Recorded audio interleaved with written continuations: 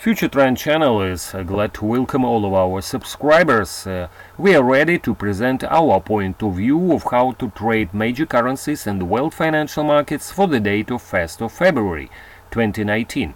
As you could see, this kind of a really interesting week continues to progress.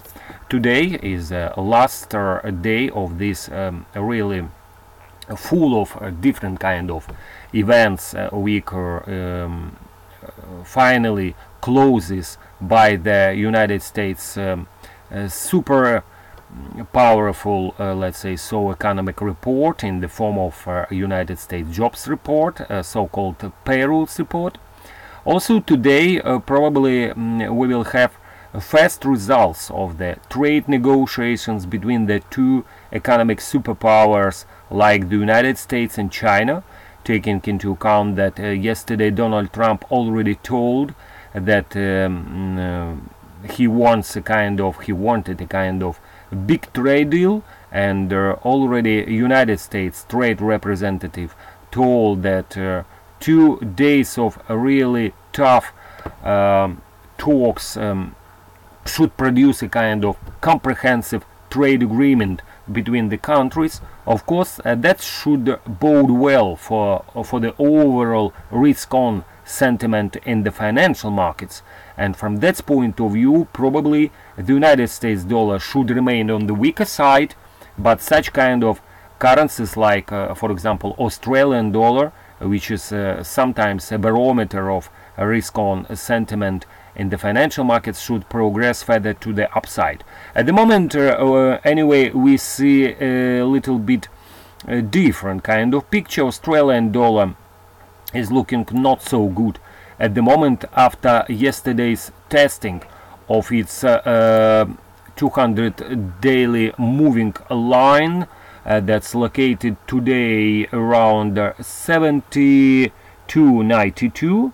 Now the pair is in the process of correction, and we have to understand that this night China published its so-called CAC Manufacturing Purchasing Managers Index, and this economic indicator fell to its lowest level for the last 3 years. Of course, that's continue to emphasize the picture of bleak Chinese economy and overall global economy, taking into account that Europeans also on the weaker side now, and so from this point of view we don't expect any positive effect from today's consumer price index indicator that should be published in Europe. That's why probably the Eurodollar also made a kind of good correction after yesterday's rebound to the level of 1.15.15. Now the pair is below 1.14.40 level.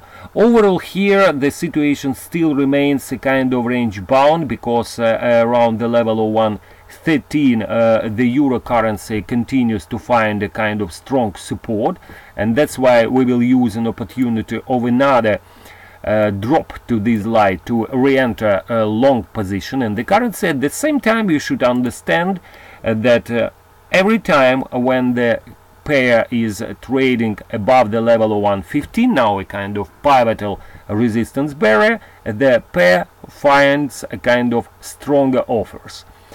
Overall, from technical point of view, the pair should close above the level of 1.15, and probably it will be much more effective if the pair could close above the level of 1.15.58, where lies a moving average 200 daily line.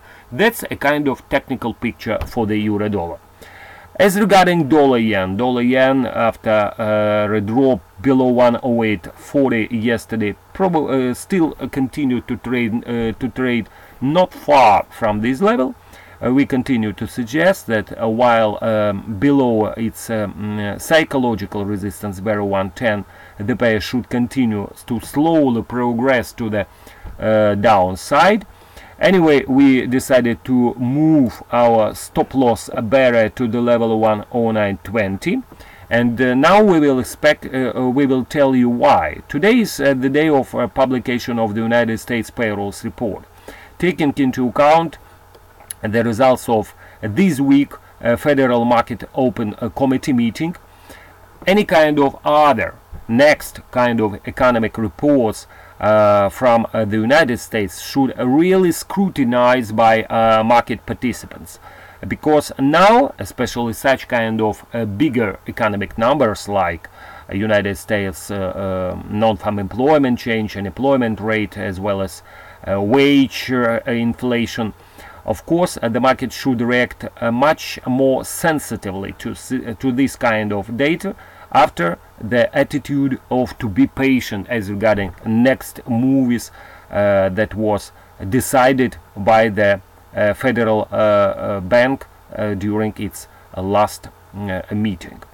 So from this point of view, any kind of upside surprise in the numbers of today's United States jobs report should really largely support the United States currency. And from that point of view, we decided to tighten our stop loss position to aggregate a short position in the dollar yen. As regarding sterling dollar continues to have its own problems associated with the Brexit negotiation, approval or disapproval of this Brexit deal in the British Parliament. So next weeks should remain quite volatile for the British pound, especially taking into account that the deadline of Brexit is closer and closer, and don't remember that's at 29 of March. Dollar Swiss, here the situation remains quite stable. The pair continue to trade between its psychologically important barrier of parity to the upside. At the same time, if we look at the daily chart, there is a kind of stronger support barrier around 0.99 where confluences two important moving averages, 100 and 200 daily lines. Australia dollar, we already told about this currency. Anyway, we continue to here it's our euro crosses analysis. As regarding commodity block of currencies, we continue to keep our long trade recommendation in both of antipodians like the Kiwi and the Aussie. As regarding dollar Canada, we are with a small long position but with very tight stop loss, and we slightly remove our target barrier our target barrier in the dollar Canada. We decided probably to wait a little bit for a retesting of the immediate kind of bearish trend line located today at 3270. That's why we decided to wait for that 3260 rebound and to close our position, but that could happen in case of better United States economic numbers in the United States labor report. As regarding Russian ruble crosses, here we are closer and closer to an important support barriers in both of the pairs. In the dollar ruble it's located at 65, in the euro ruble it's located at 74. Let's see the daily chart. And the final breaking below the aforementioned support barriers and closing could lead the Russian ruble further to the upside, but of course we have also to acknowledge the fact of continuing progress of petroleum prices, energy prices to the upside, and of course that should lay the ground for a further rebound in the prices of Russian ruble. Also, we should understand how the situation evolves with Russian sanctions list. So overall, here the situation next as we already described it, and we wish you a pleasant and profitable closing of the week. For our Russian speaking group of subscribers, we invite you to visit our Russian YouTube channel to look through the FutureTrend research company technical analysis. Thank you Take care. Bye bye for now.